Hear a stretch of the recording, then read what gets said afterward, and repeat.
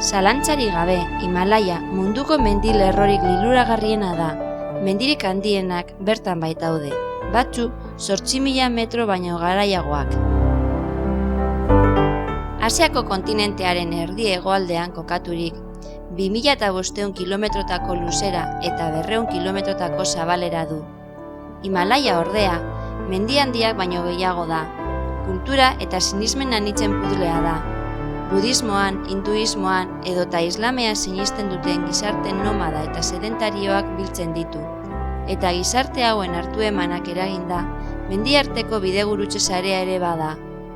Himalaian errealitate geologiko, kultural eta espiritualak bat egiten dute, eta horrexegatik gizateria osoarentzat mito bihurtu da. Bidaia berri honetan, Mikel Iratxe Mila eta Asierrek mendikate handi honen oso ezaguna ez den zati bat ezagutu nahi dugu, Kashmir eta Ladakh herrialdeak. Karakorum eta Himalaia mendilerroen artean, erdialdeko Asiaren atarian, Kashmir eta Ladakhek osatzen duten eskualdea gerra liskarren sinonimo da gaur egun. India, Txina eta Pakistanek bere mugak zabaltzeko handi nahia dela eta. Aldiz, eskualde misteriotsu honek kontraste eta ezusteko politasko eskaintzen dizkigu bidaiari hori. Zelaiak, lore baratzeak, mendi elurtu ikusgarriak, pasamortuak, ibai urtsuak eta garaiera handiko laku urdin gardenak. Jainkoen bizileku ere bada. Milaka erromes hinduista datoz urtero bide aldapatzuetan zehar bere debozioa berretziz biharko egunean enkarnazio ona ziurtatzeko. Tibetar kulturaren babeslekua ere bada.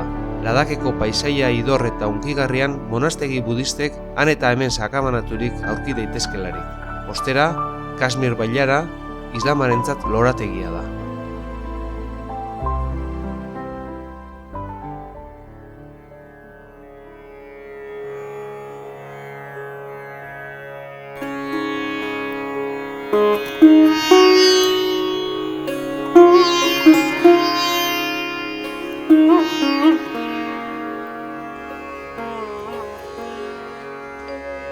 Ganges ibaiaren urertzetan egun zintia dator. Ganges, hindutarrei, Himalaiak emandako jainkori garrantzitsuena da.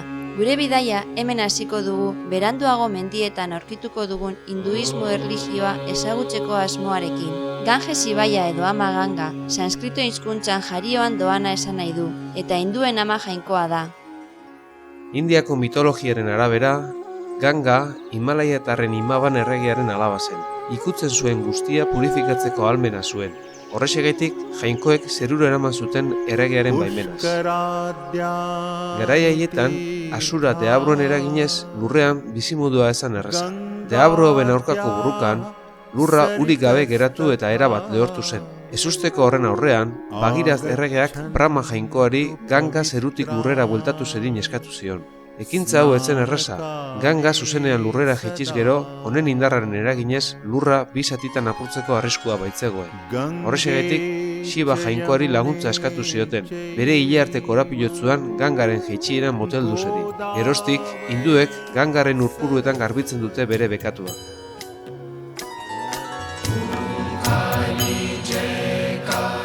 Egun sentiro, India osotik milaka erromes heltzen dira, Gat izeneko eskiraretatik ibaiaren urertzera ablusioak edo garbiketak egitera.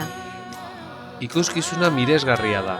Ablusioak hindu fededunaren bizimodua dira, burua purifikatu eta bihotza irekitzeko batailua dira. Balio handiko erritua da, jarrerak aldatu eta mundu kosmikoarekin konektatzeko bidea delako. Ablusioen bitartez, ama Gangak bere baitan sartzen uzten digu eta aldi berean fededunaren baitan sartzen da. Ernaldu egiten da eta ernaldu egiten du. Maitatua da eta maitatzen du.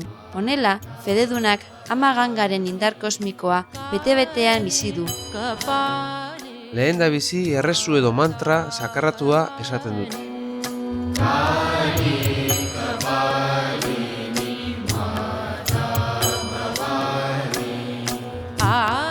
Hiru aldiz jarraian murgitzen dira ibaiaren uretan. Ondoren, ama Gangaren ur pixkat edaten dute eskuarekin. Eskaintza ere egiten diote.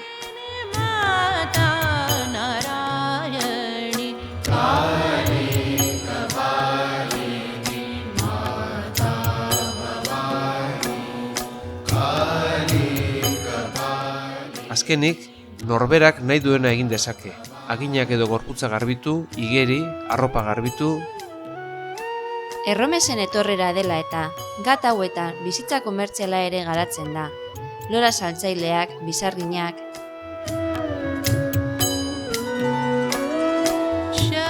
Eta Brahmaniar kastako astrologoak.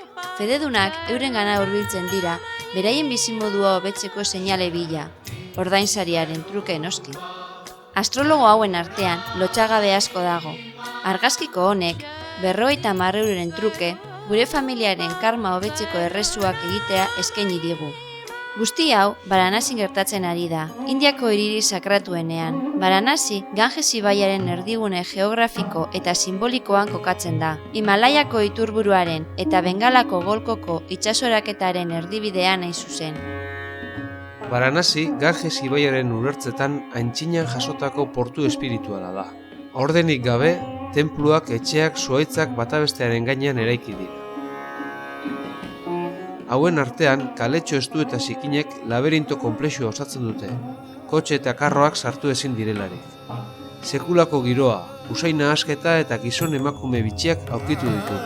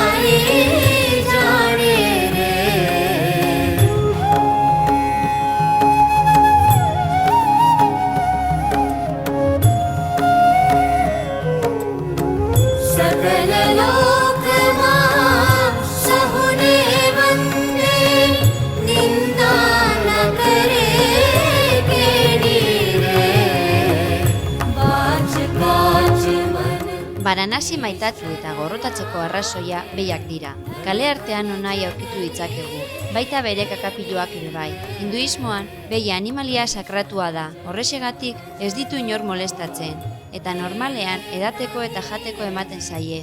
Varanasin, behi izatea mauka galanta da.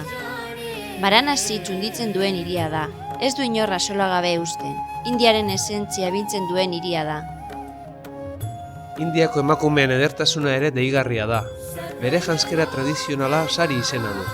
Oso erakargarria da, batez ere kolore biziengatik. Gorputzazalaren atalen bat ere agerian doa, gerria edo pizkarra normalean. Beloa ere erabili ohi dute.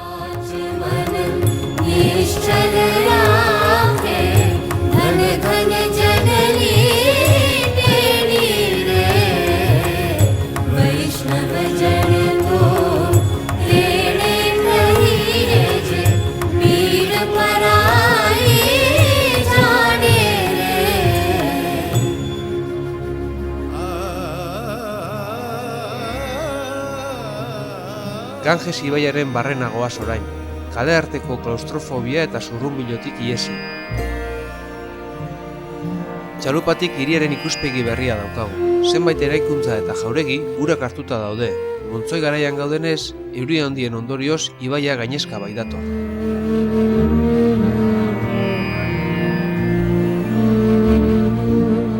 Gazteek egoera hau ederto aprobetxatzen dakite. Iluna arte, eguzkia zeru ertzean eskutatzen denean, Ganges ibaiaren aldeko zeremonia ikus dezakegu. Zeremoniak puia izena du hemen, apaiz moduko batzu aintzinako erritu hau egunero egiten dute, musikari talde baten laguntzaz, Ganges ibaiari zo. Guztia arraro egiten zaigu, baina ikaragarri erakartzen gaitu.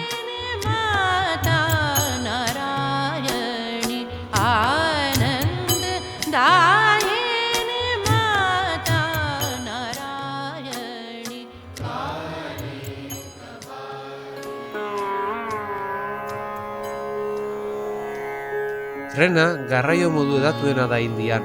Tren geltokiek herri honen bizimoduaren mikrokosmosa osatzen dute.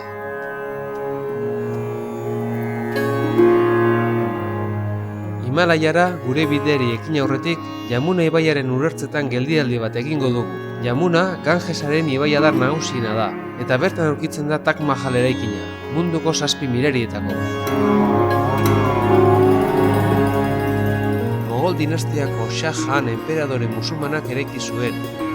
Mumtaz Mahal bere emazte begikoenaren ohore, 14. alabaren erditzean hil baitzen. Taj Mahal arkitektura mogoliarraren artean eraikinik ederrena da. Persia, India eta Turkiako arkitekturaren eragina du, Asia erdialdetik zetozen mogoliar erregeak 13. mendean islamizatu baitziren. Indiako azpikontinente osoan agindu zuten, inperioa osatuz 16 eta 18. mendeen artean ingelesak etorri arte.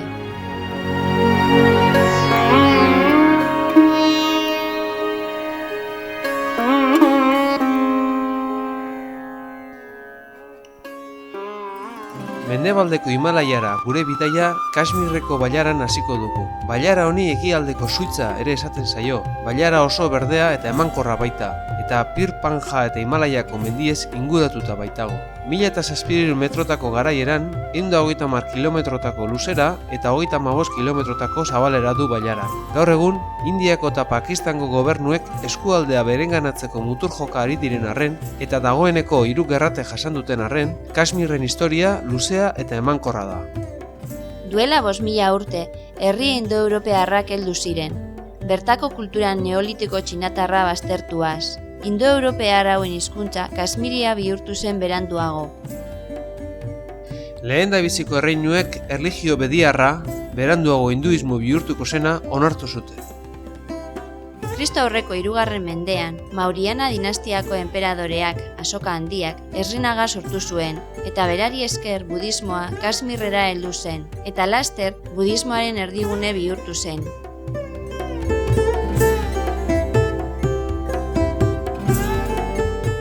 Hemendik, budismoa Asia erdialdera, Tibetera eta Txinara zabaldu zen.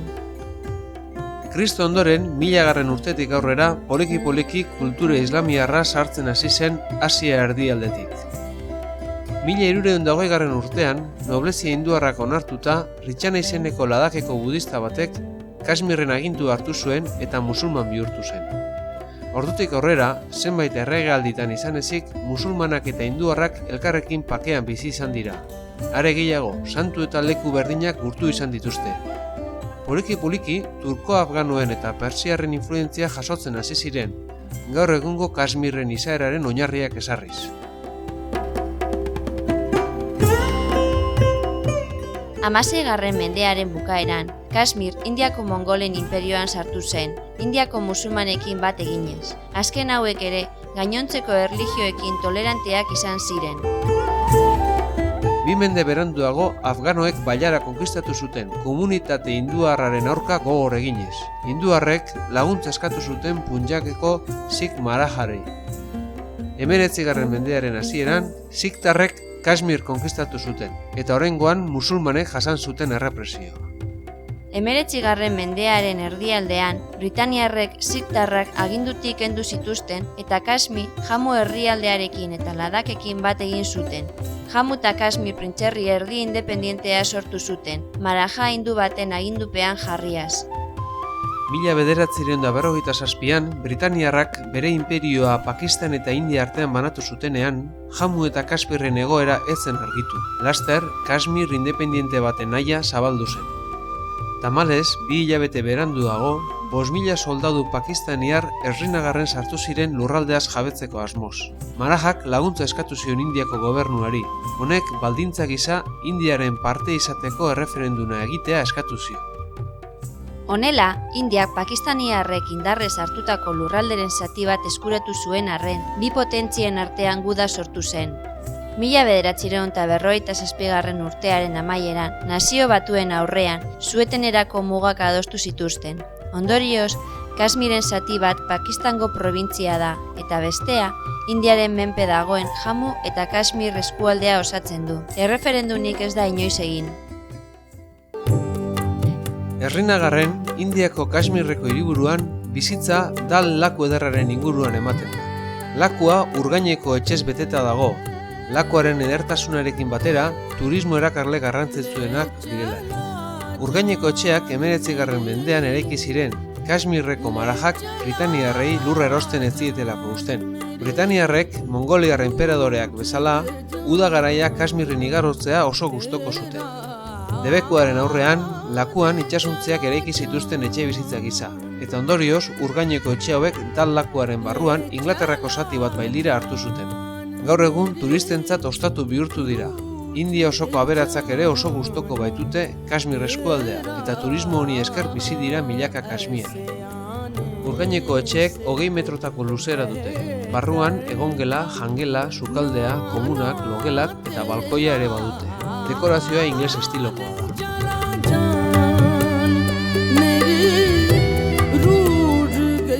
Hemen, iharduerarik atsegingarriena, lakuan barrena xikara batean aurreunean ibiltzea da.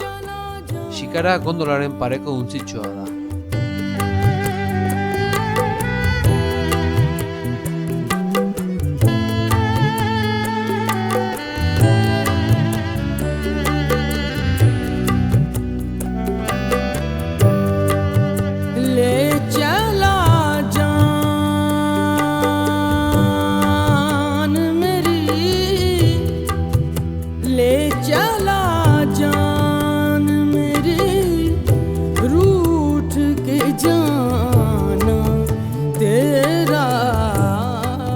Beranduago lakuan barrena, etxe, baratze, igebelar eta lotoloreko lorategi arteko kanaletan zehar sartu gara. Sarritan ez da erreza lurra non hasten den eta ura non bukatzen den asmatzea. Urgaineko baratze hauetan, tomateak, berenjenak, pepinoak eta bar lantzen dira. Igebelarra animalien janari gisa erabiltzen da.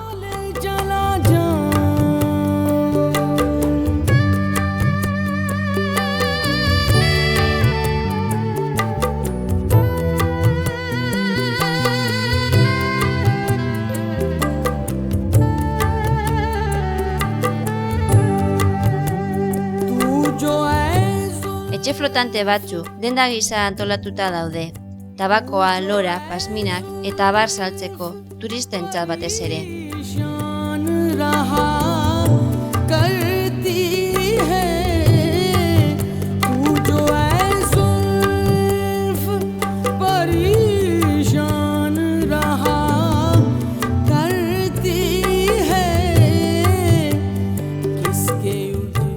Lakuko giroa horren liluragarria da, ez da harritzekoa antzinatik Indiako Mogoldar enperadoreak bere udalekua hemen jarri izan. Jehandir enperadoreak zera esan zuen behin, munduan paradisua izatekotan honek izan behar.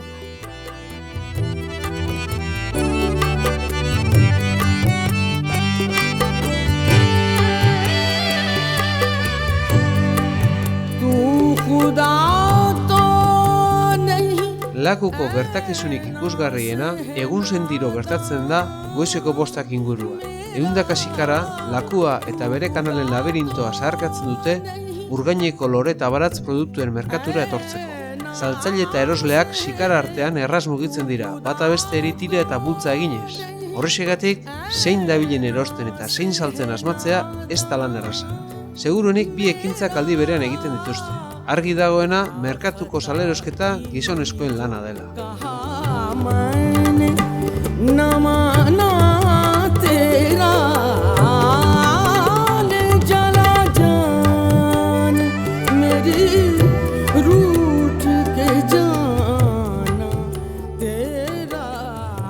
Herriaren alde zaharra, egurra eta adreilua ez egindako etxeek osatzen dute. Teilatuak inklinatuak dira eta balkoiak eta leroak ere badituzte.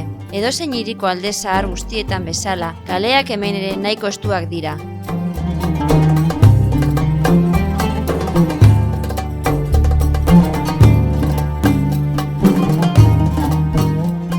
Ezin dugu esan polita denik, aldiz giro bizia atzematen da.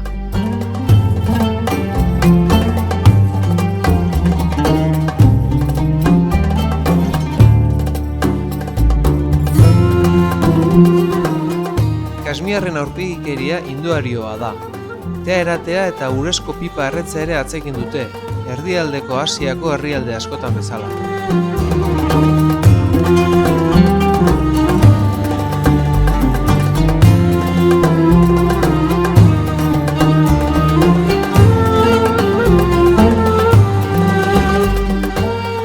Ohikoa ez den arren, burkaz estalita dabiltzan emakumeak ere ikus ditzakegu. Tamalez, hiria erabat militarizatuta dago. Soldaduak areazko saku eta alambre arantzadunen atzean adi daude. Zapalketak eraginda, istiluak edonon eta edonoi sortu daitezke hemen. Parte zaharrean, Kashmir estiloko mezkitak ere aurkitu ditugu. Mezkita hauek islamiar arkitekturaren ezaugarriak budismoarenarekin eta hinduismoarenarekin nahasten dira.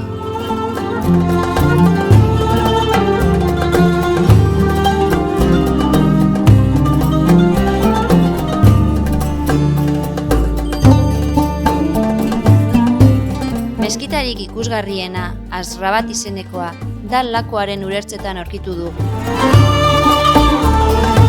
Sortez, mezkitaren lorategian iniziazio erritu bat ikusteko aukera izan dugu. Ume jaio berriari buruko ilea mostean datza, familiaren alaitasuna nabaria da eta momentua ospatzeko beraiekin gozokia jatera gonbidatu gaituzte. Srinagar hiria ezin daiteke utzi aurretik Mogol estiloko lorategiak ikusi gabe. Mogoliar enperatzaileen garaikoak dira, uda igarotzera Srinagarrera etortzen ziren garaikoak. Dal lakuaren erdialdean kokatuta daude, mendiaren magaletan terrazak osatuaz. Lorategiaren erditik, mendietako ur korronte edo kanalak giro freskagarri eta lasaigarri ematen die. Horrexegatik, turistak ez ezik, hiritarrak ere ona datoz atzeden hartzera.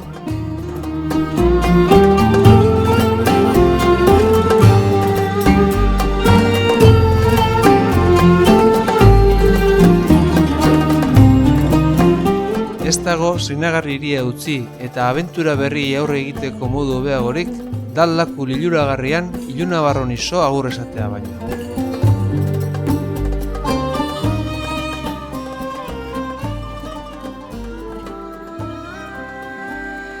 Himalaiako mendiak jainkoen bizileku ere badira. Bere sinismena berresteko, urtero, milaka jarraitzaileak mendi artean gora erromeri edo jatra egitera datoz. Amarnazeko jatra edo romeria, Kashmirreko lurretan Himalaiako garrantzitsuenetakoa da. Srinagar hiritik 85 kilometrotara, mendi artean kokatuta dagoen Pahalgam herritik 400.000 erromezinduk 50 kilometrotako ibilaldia hasten dute, 4.000 metrotara dagoen Amarnaz kobasuloraino. Gure abentura berrirako bidean, Kashmir bailarako arroz eta garagar zoro zabalen ondoren, Himalaiako mendiak aurrean aurkitu ditugu. Pahalgan hartzai herria da, 2000 metrotara kokatua eta izei basoek estalitako mendimagales inguratua. 1989ko gerra aurretik, mendizale eta eskizale ugari etortzen ziren ona, Chamonix bailitz. Hemendik, mendi ibilaldi eder ugari hasi daitezke. Izei basoetan gora, hartzai lanetan jende asko dabilela aurkitu dugu. Uda garaian, herritarrak mendiko kanpamendu eta txaboletara datoz, ardi eta untzentzat larrebila. Kashmirreko hauntzen ilea, munduan ekoizten den honetakoa da, pasmina izenekoa. Kalitate eta edertasun handiko oihalak eta alfombrak lantzen dira, persiar alfombre mailakoak edo hobeagoak.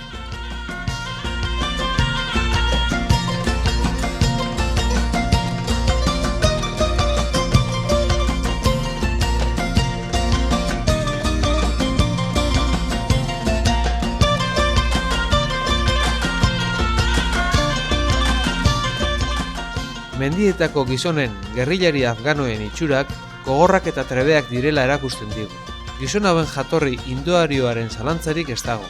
Erdialdeko Asiatik, Persiatik, Punjabetik, Indiatik, Tibetetik, Hindukuxetik eta Txinatik hurbil gaude, eta hurbiltasun guzti hauek bere eragina badu.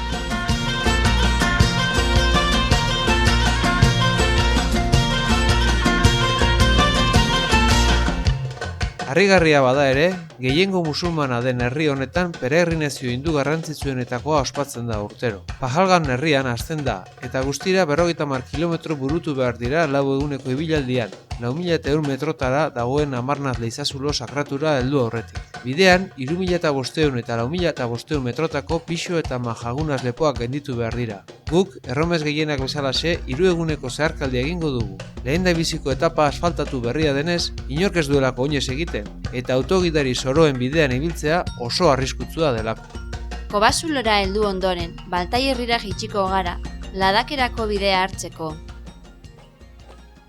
Hortaz, gure erromesa Txandanguariko kanpamenduan hasiko dugu. Bertan, mugimendu asko dago. Ibilaldia prestatzeko dendak, tea hartzeko lekuak, militarrak, jai giroan bete-betean murgiltzen hasiak gara. Guk geuk ere, 2 zaldia lokatuko ditugu, sama eramateko, gurea oso astuna baita, eta jendea artean ibilaldiari ekin diogu. Laster, lehendabiziko aldapak datoz, piso leporantz. Erromesaldia joga eta debozio ariketa da, jainkoak beste zaharra. Erromesak arrazoi jakin bategatik hasi dezake ibilaldi espirituala. Adibidez, erregu bategatik, familia izateko, gaixotasunagatik osatzeko, pekatu bat arazteko eta abar. Baina normalean fededunaren bizimoduaren parte da eta urtean behin gutxienez erromesaldia egiten du. Hortaz, arrazoia edozein izan da ere, ariketa fisikoagatik bateria kargatuta bueltatzen da. Hinduarrek oso erlazio berezia eta pertsonala dute bere jainkoekin. Erromesaldiak erlazio hori sendotu egiten du eta jainkoarengatik hurbilago sentiarazten du. Xadu eta santoiek ilea nahasia eta begirada galdua dutela, oinutsik dabiltza harri artean gora, bide ia izoztuetan zapalduaz. Xibaren tridentea esku batean eta ablusioak egiteko ur pitxarra bestean. Astiro, baina zuhur doaz. Xibari abestuaz.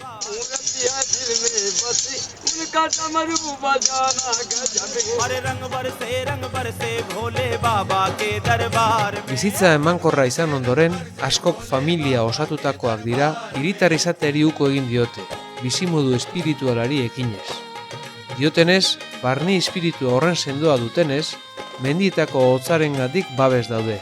Sinismen honen ondorioz, xadu bat baino gehiago hotzez hilda, edota elurraren argitasunagatik itxu geratu.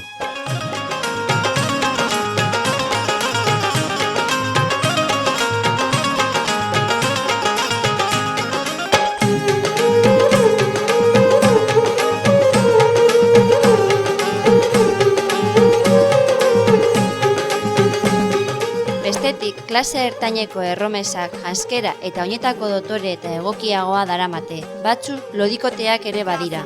Eta beste batzu, ibiltzeko iturarik ez dutenez, zaldi gainean doaz, zaldiaren jabe kasmiarraren laguntzaz.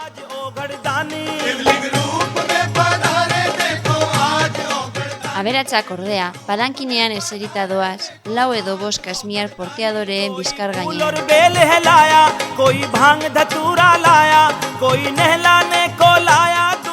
Erromesaldia lurralde menditsu honetako kasmiarrentzat diru sarrera garrantzitsua da. Honela, jendetza artean ibiliz, erromesaldiaren parte bihurtu gara. Kanpotar bakarrak izateagatik une oro agurtzen gaituzte, eta askok oroigarri gisa gurekin argazkiak ateratzea nahi dute.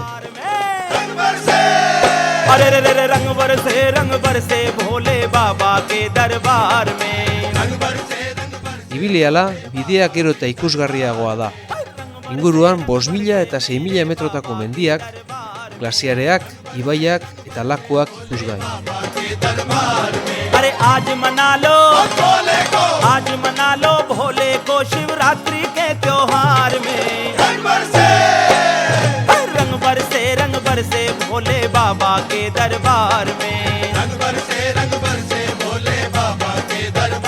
देखो रंग बरसे मेरे शिव जी के दरबार में रंग बरसे भोले बाबा के दरबार में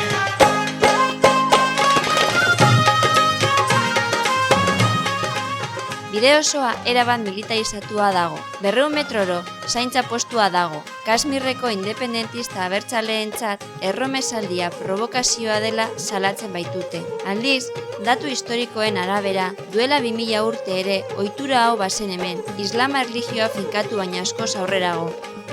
Erromesaldia zaintzeaz gain, ibiltariei mediku zaintzak eskaintzen dizkie.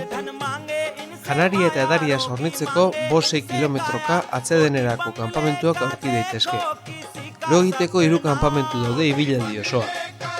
Kanpamentu hauek ekaina eta abuztu artean 400.000 erromesei jateko eta lo egiteko lekuak eskaintzen dizkie, erabat doaina.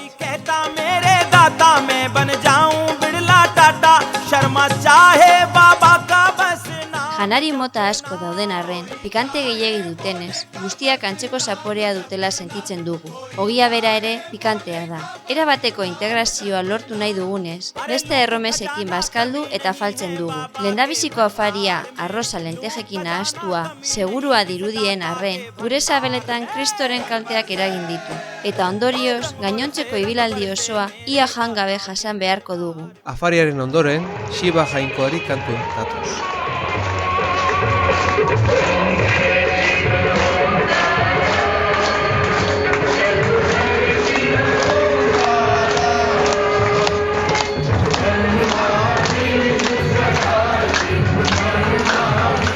Baktarni kanpamentuan egun sentia ziraragarriena da guretzat.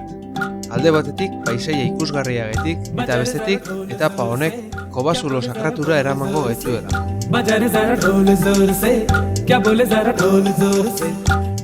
Erromes aberatzenak eramaten dituzten helikopteroak ere ikus ditzakegu.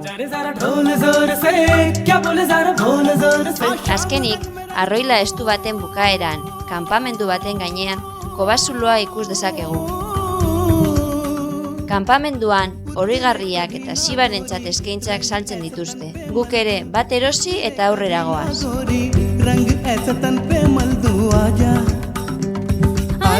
Kobazuloaren atarian kontrol militarrarekin topo egin dugu. Ez digute motxila eta argazki kamerarekin sartzen uzten, baina bapatean, jainkoak eraginda edo, erromesaldi osoko komandanteak bere dendara gonbidatu gaitu.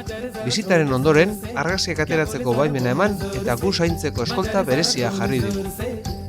Gurekin batera heldu diren Ibon eta Kristin frantziarrak eta Paul eta Gillian inglesak eta gu aurten Amarnaz Kobazulora datozen mendebaldar bakarra garela dioskue. Eskailera aldapatzuek kobaraino garamatzate, beti ere militarren zaintzapean. Hinduar mitologian jatorria duen santutegi honetan, izotz estalagmita bat gurtzen dute fededunek. Berau, emankortasunaren faloa edo sakila baita, Shiva jainkoak har dezakeen nitzuetako bat alegia. Tradizioak dioenez, Shiva jainkoak hemen azaldu zion bere emaztea den Parbatiri, ilezintasunaren sekretua. Abade batek harrera egin digu, eta ohitura hinduari jarraikiz bedeinkatu gaitu. Udako garai honetan, estalagmita erabat urtua dagoen arren, erromesek hor balego bezala gurtzen dute. Beraiei iso, planetako klima aldaketak aintzinako ohitura hau desagertu araziko ote duen galdetzen diogu gure buruari. Egin ditugun bidaien artean, esperientzia hau bizigarrienetakoa izan da guretzat. Abadeari, gure zaintzailei eta noski bidean aurkitu ditugun erromes guztiei eskerrak emanez agurtzen gara.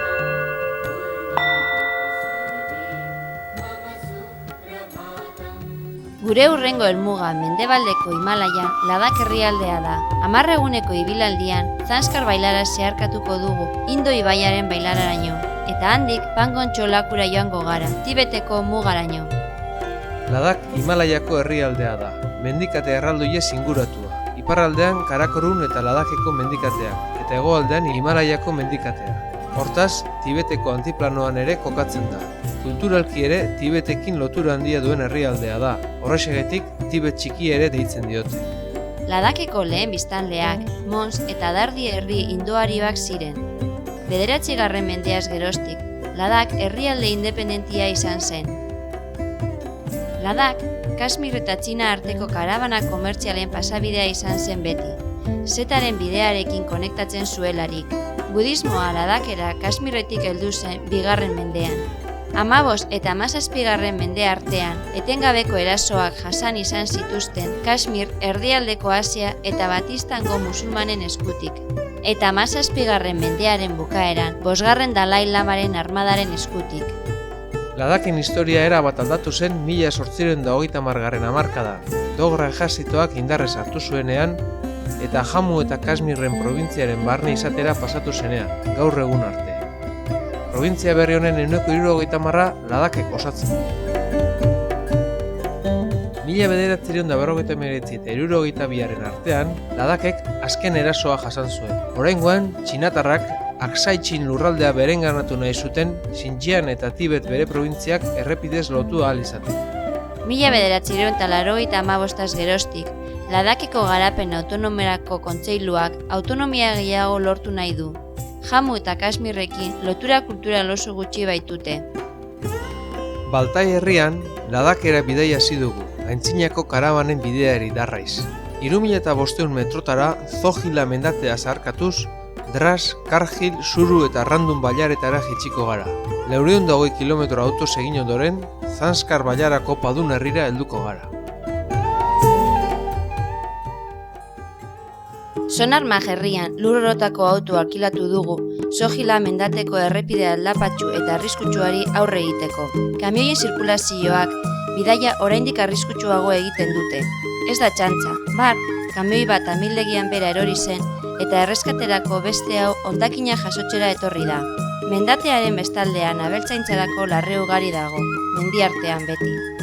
Eta beranduago, Indo ibaiaren arro diren bailaretara jitsi gara, Dras, Kargil eta Suru bailarak hain zuzen.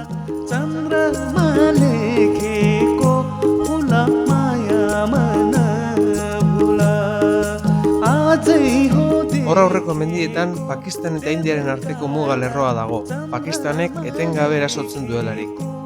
1989ko erasoek gerraldi motza baina gogorra eragin zuen. Horregatik, kilometro gutxinaka militarren kontrolak daude.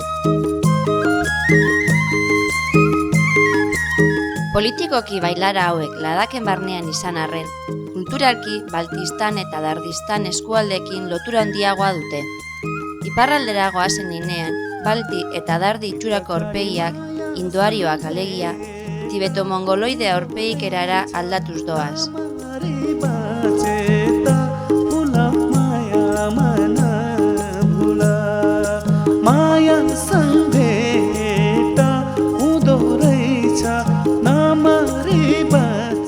Biztanleria gehiengoa musulman xiiak dira.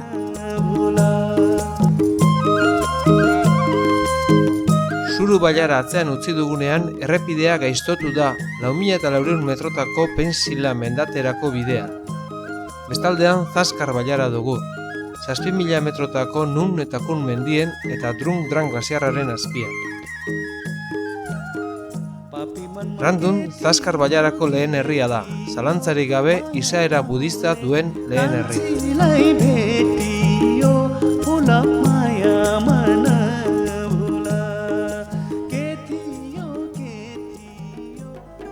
Padumen, Zanskar bailarako hiriburuan 10 eguneko ibilaldia hasiko dugu. Zanskar ibaiari jarraituko diogu eta 4000 eta 5000 metrotako garaiera duten 8 mendate edo lepo gainditu beharko dugu. Indo ibaiaren bailarako Lamayuru monastegira heldu aurretik.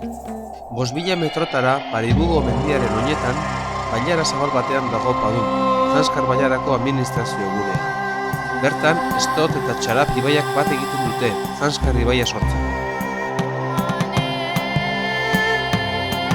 10 eguneko bidaian aurkituko dugun salerosketa leku bakarra izango denez, behar dugun janari eta erregaia hemen erosi behar dugu. Sama eramateko zaldiak ere alokatu ditugu. Lan hau ez da erreza izan. Mandozain guztiak trekking agentziek kontratatuta dituztenez, 3 egun kostatu zaigu libre dagoen bat aurkitzea. Horrexegatik, 4 zaldi alokatu behar izan ditugu, 2 baino beharrez izan arren. Lehen da biziko 3 egunetan, ibaiaren ondoan, ia aldapa gabe ibiliko gara. Ibaiak glasiarretan du iturburua, ur asko dakar eta ondorioz erabat arre dator. Bailara zabala den arren, batzuetan estutu egiten da, eta uretan sartzera derrigortzen gaitu.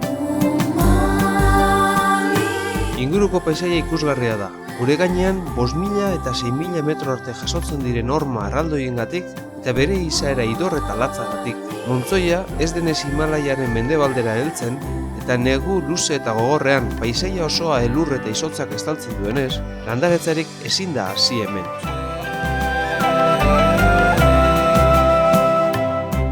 Basamortu itxurako paisaia latz honetan, tarteka budisten monastegiak ikus daitezke.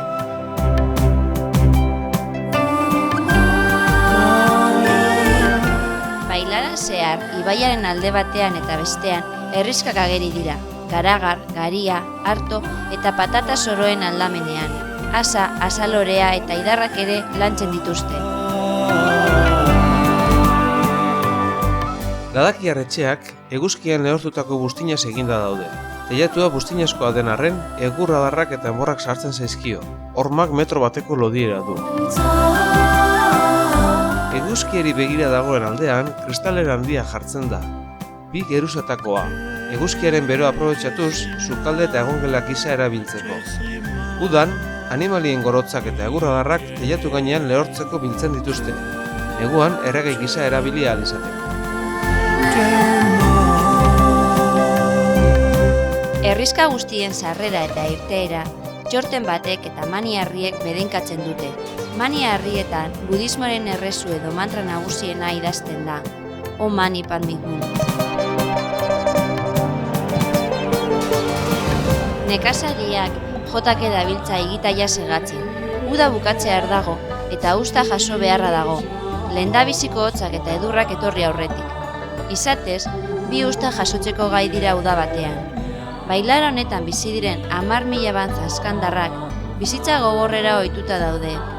Ladak osoko lurralderik antzuenean bizi dira eta orain, udan, jasotzen dutenarekin negu osoa igaro beharko dute, erabat isolatuta. Paisaia guztia edurrez eta izotza estaltzen delako eta temperaturak 0 azpitik 20 gradutaraino jaisten delako.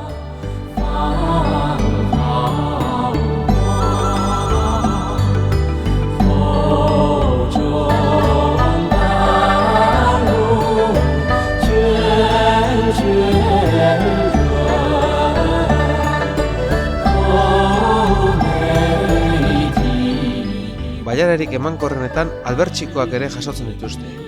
Hau behi ezurrak kendu eta negurako lehortzen dira. Eragozpen hauek abantaila bakarra dute, antzinako ohituren iraunpena. Zanskar bailaran poliandria ematen da oraindik. Herentzia kontuengatik lurra banatu ez dadin. Ladak Tibeteko kulturaren azken gotorlekua da, horrexegatik Tibet txikia ere deitzen diote.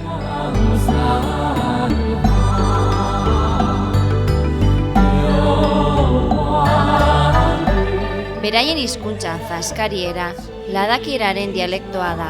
Hau, aldi berean, aintzinako tibetarraren oso antzekoa da, nahiz eta hizkuntza ofiziala urdua izan. Hitz gutxi ikasi dugun arren, jule, garrantzitsuena da.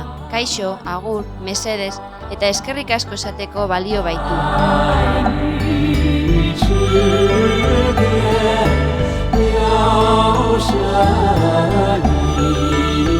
Ladakiarrek aurpegikera mongoloidea daukate, aurpegi zabala, begiak luzeska, sudur motza eta esala erreta dute.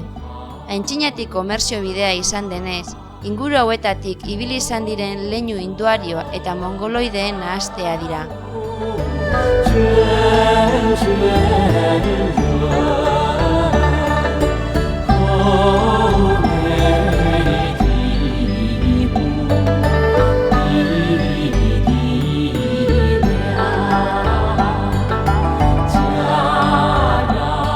Arku astiro egitea asko atsegin dute, kirol nazional bihurtu dutelarik. Joko honen inguruan gizonezkoak bildu eta dibertitzen dira.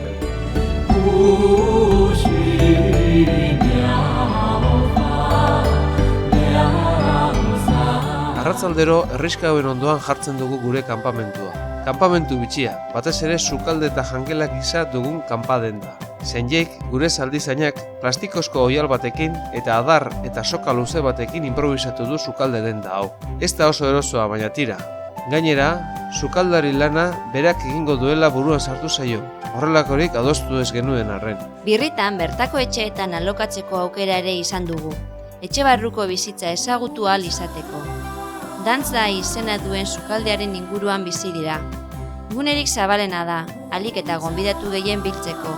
Ladakiarrak ere oso abegitsua baitira. Sua erdian egiten da eta hormetako batean, sukaldaritzan aritzeko tresna eta lapiko guztiak erakusten dira garbi eta zeharo ordenatuta. Laugarren egunean, Zanskar ibaiak mendebalderantz egiten du arroila estu eta pasea ezinen artean. Guk iparraldera joko dugu, paisaia malkartzu eta neketzuetan zehar. 7 bailara eta 8 mendilepo, 4.000 eta 5.000 metrotakoak zaharkatu beharko ditugu hurrengo 6 egunetan. Zenjei eta lau zaldiekin batera abiatzen garen arren, laster atzean geratzen gara. Hirurak aldapa hauetara oso ohituta daude. Gainera, lau zaldiek ez daramate sama handirik.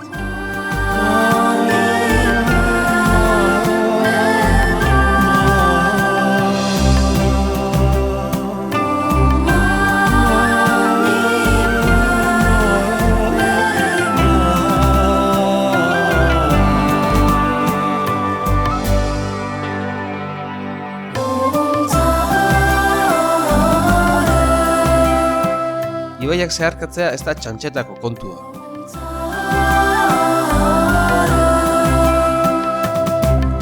Ibe zauntza hurbiletik ikusteko aukera ere izan dugu, ase oparia. Baina eguneroko momenturik alaitzuena, mendilepoetara heltzean gertatzen da. Ia oxigeno gabeko atmosfera honetan sufrimendua bukatzen delako. Tamalez, ezin dugu denbora asko eman, haizeak berehala osten baikaitu. Jakin ezazue ladakitzak mendilepoen lurraldea esan nahi duela. Mendilepoak mani harriez eta otoitz oihalez beteta daude. Budismoan, naturaren indarra erabiltzeko ohitura dute errezuak Budaren unibertsora zabaltzeko. Eta noski, ikuspegitaz goza dezakegu. Paisaia handia, lehorra, hunkigarria, gure begiek jaso dezaketen arte zabaltzen. Naturaren indarrak harrizko hormak nola bihurritzen dituen txunditzen gaitu. Ez da harritzeko oraindik kultura askotan natura bera jainkotzat hartzea, ari esker bizi baigara. Garaiera hauetatik, linzek, botak zar, pantxila bezalako herriskak ikus ditzakegu bailara barrenean. Beregari zoro txikiek eta berdeek, hauts paisaia honetan esperantza tantak bailira ikusten ditugu. Montzoia ona heltzen ez denez eta beraz, euri gutxi egiten duenez, herriskak mendietatik datozen errekatxoen inguruan ezarri dira. Gizakume eta animalientzat ura erraz jaso ahal izateko. Jak, ardi eta ahontza bereak elikadura iturri ere badira. Hauetatik esnea, gazta, jogurra, okela eta larrua sala jasotzen dute.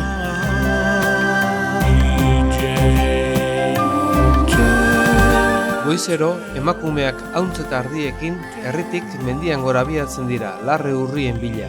Gizonezkoak beranduago ordezko ematera joango direla espero du.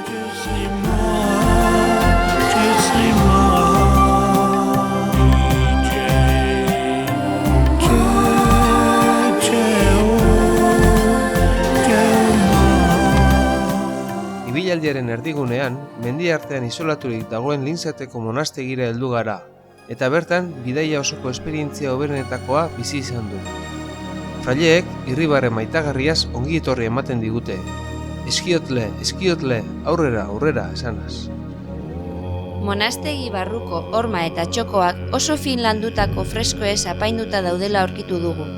Mandalak eta jainkoen irudiak, guztiak desberdinak, arte bilduma paregabea osatzen dute. Egilearen izenik inon agertzen ez den arren. Aldiz, fraile hauentzat ez da artea, fededunaren adimena gidatzeko tresnak baizik.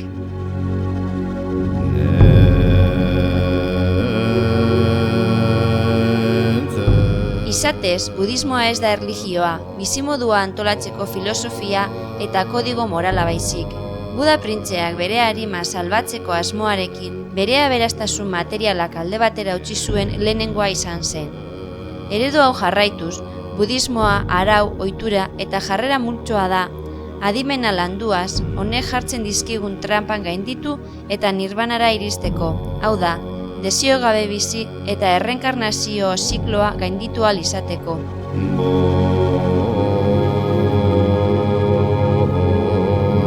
Fraile budisten boto nagusiak kastitatea, pobrezia eta edozein bizimodu errespetatzea dira. Nekazarien bizimodu latza eta mugatua utzi dute gizaki unibertsalak bihurtzeko, herrialde aberatzenetako gizakiok liluratzeko gaitasuna dutelarik. Fraile gehienek disiplina bera jarraitzen dute, ez oso zorrotza, ez oso lasaia. Umeak 7 urterekin sartzen dira monastegian, baina ez dira fraile bihurtzen 20 urte izan arte. Tartean, filosofia, artea eta hizkuntza ikasketak egiten dituzte. Edozein familiarentzat ohorea da semeetako bat fraile bihurtzea, baina bere mantenduaz arduratu behar dute. Ladaken 40 monastegi eta 2000 bat fraile daude. Biztanleria osoa 125.000-takoa da. Egun sentian, 5 eta 7 artean, monastegiko fraile guztiak biltzen dira, puja edo liturgia sakratua ospatzeko.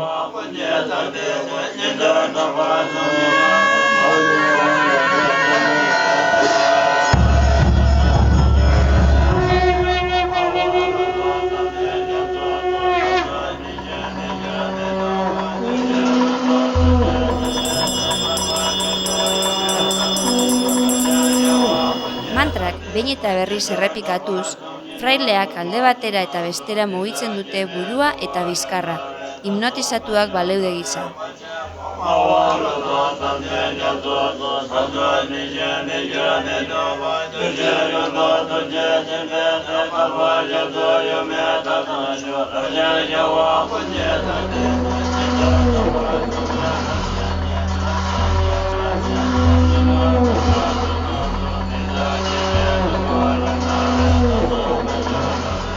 Gaztetxoek burgutxa izeneko te tibetarra zerbitzatzen dute. Te hau gazietako ipetsua da, jakaren gurin mindu edo sagarrarekin egiten baita. Zapore esatzegina duen arren, termoerregulatzaile bikaina dela dioskue.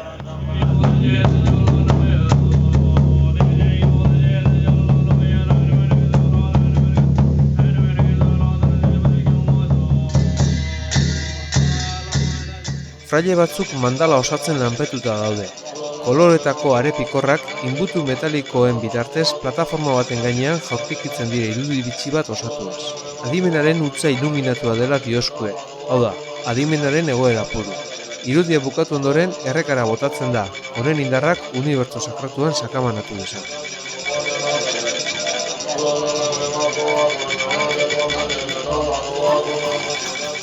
Azkenengo 2 etapak arroila baten barrena zehar egin ditugu. 1000 metrotako garaiera duten hormen artean, ibai baten bideari darraiz. Harriz, adarrez eta enborrez egindako zubiak zeharkatzea ez da txantxa, batez ere bertigo dugunontzat.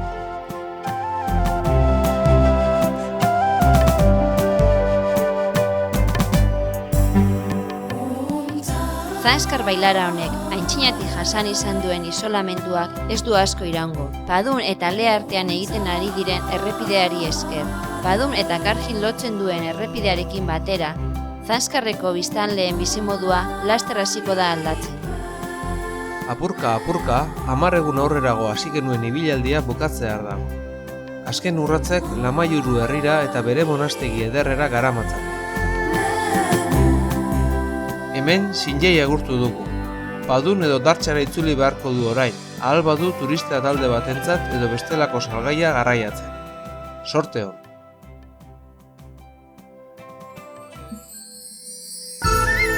Kashmir eta Ladakeko Himalaia ezezagunean gure bidaia ere bukatzear dago. Lamaiurutik ekialdera joko dugu, monastegi ez beteta dagoen Indo ibaiaren bailaran zehar. Lehen, Ladakeko hiriburuan atseden hartu eta Pangontxo lakuan bukatuko dugu bidaia. Autobusa izango da gure garraio bidea hiribururaino. 3500 metrotara dagoen bailara honetan, ibaiaren ondoko landaretza berdeak bizitzaren mugak garbi adierazten digu, Himalaiako mendi arre eta grisen inguruan. Monastegi ugari aurki ditzakegu tarteka marteka. Garaiera hauetan jainkoen gandik hurbilago egoteagatik akaso, edota paisaiaren gogortasunagatik.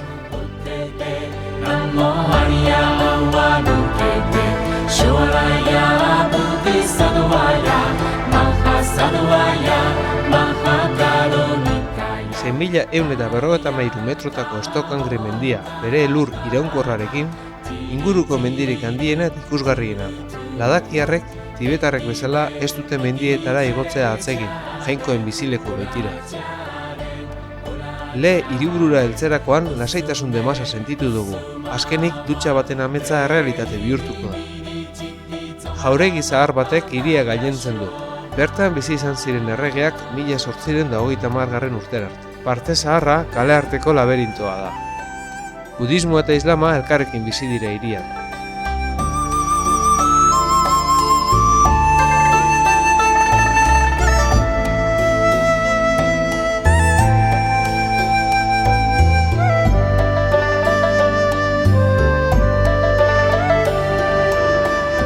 Le eta bere bizitza komertziala atzean utzi eta ekialdera gogoaz. Ia 5.400 metrotara, Txanglala mendatea, munduko 3. garaiena zeharkatuz, paisaiaaren lehorrago eta gogorragora. Pangontxo lakura heldu arte. Asiako laku gazien artean handienetakoa da Pangontxo. 130 kilometrotako luzeraren 3 laurdenak Tibeteko lurraldean Txinaren agindupean daude. 4.250 metrotara kokatu da munduko garaienetakoa ere bada. Arre koloreko mendiez inguratuta, urek urdin berdeska kolorea hartzen dute eguzki argiarekin. Isolamendu eta edertasun honek burutasun kutsu ematen dio ingurune honi. Jainkoen oparia gure bidaia bukatzeko. Lakuaren urertzetan akanpatu dugu, opari hau kontenplatzeko eta Himalaiako lurralde eta herri hauetan bizi izan ditugu momentu txiki eta handiak gogora ekartzeko. Paradisu honen inguruetan txiki eta errukitsu sentitzeko sorteaz gozatuz. Zeruaren ateak ireki eta unibertso osoa gure begietara agertu arte itxarongo dugu hemen.